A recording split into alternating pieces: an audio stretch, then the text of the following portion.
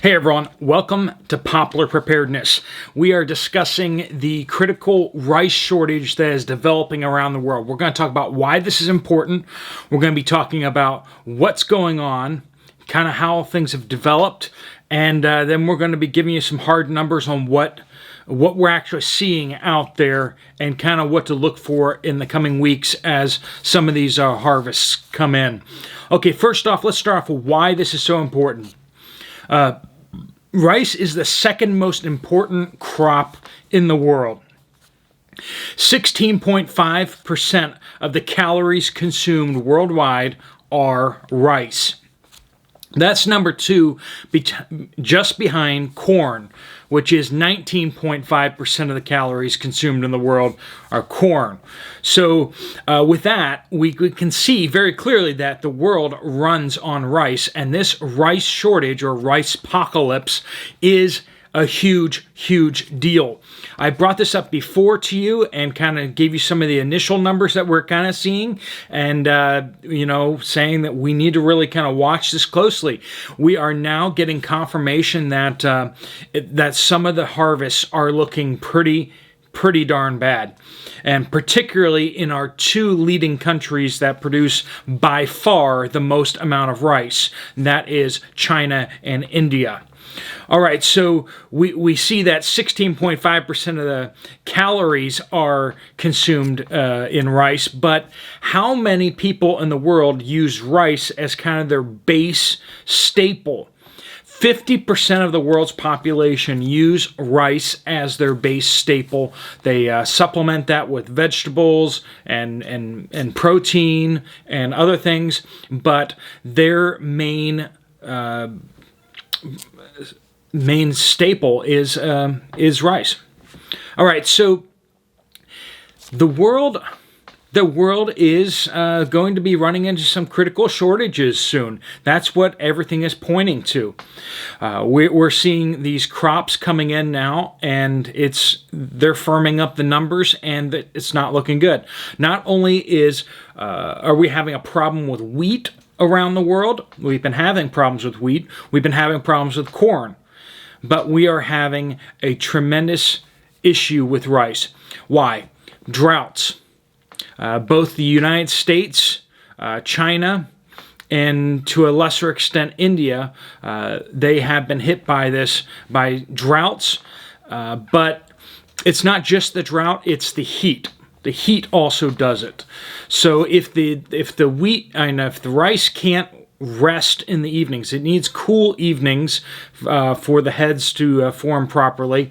But if it stays too hot all day long and into the evening, so basically if it's just too hot, the rice also will not form properly. So you need lots of water to irrigate the paddies, and if you don't have that, it dries up and it dies. If you have enough but it's not getting any rain, that's an issue there too.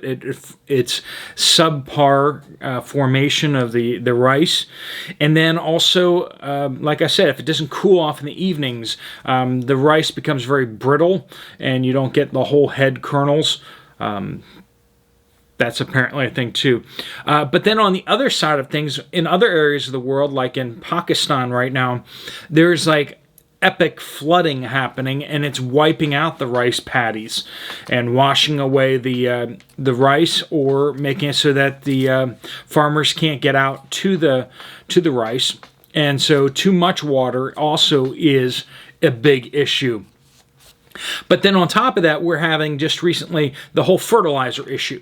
So fertilizer has gone up in price to the point where some farmers, especially in third world countries, can't afford it. And if they don't have fertilizer in there, it's going to drop the yields down significantly. And that's one of the things that we're seeing, particularly in China and India, is that they just don't have the fertilizer to put in the ground, and they're not getting the yields that they normally get. So farmers around the world basically have planted less this year, and they have lost more rice plants. How much more? Well, the Philippines they lost 2.9 million tons of rice is what it's looking like. And so there's news articles and stuff like that talking about a rice shortage in the Philippines. And so they are now trying to desperately try to import rice in order to kind of make up the shortfall. India, their harvest is looking to be 10 million tons below their target.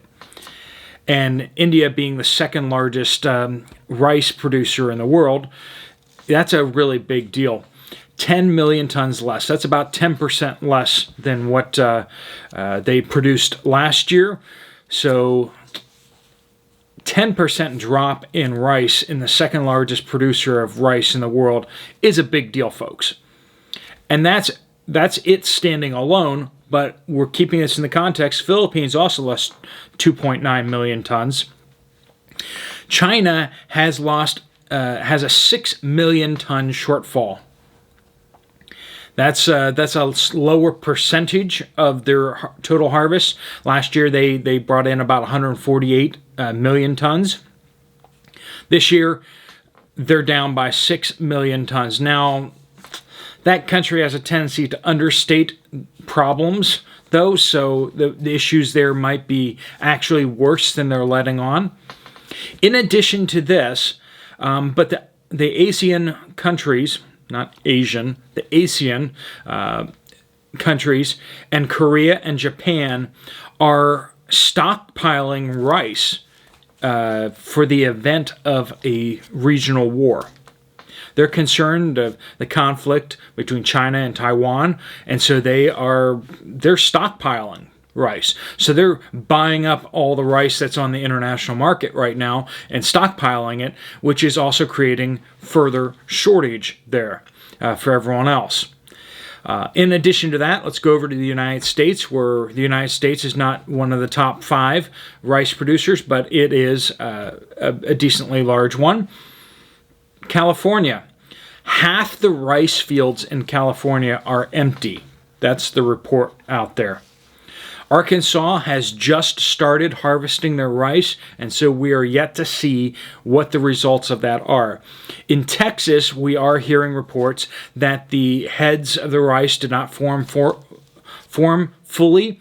And then also after they do the first rice harvest, they allow the rice plants to regrow, and oftentimes that second harvest is used for seeds or for additional rice. But a lot of times they use the second harvest for seeds. Problem is that they don't have enough water for irrigation, so they're being told that they're not actually going to get a second harvest. So that means that they may have to cut into the first harvest to collect seeds. Also, the issue is that we also are unsure of how much that second harvest of rice would normally be. So how much is that going to impact yields? We don't know. Also, the quality of the rice is sounding like it's not going to be up there where it needs to be. So we got just a lot of questions out there. We're going to be getting more answers as the harvest unfolds. We'll start getting the actual projections on what it looks like they're going to be bringing in.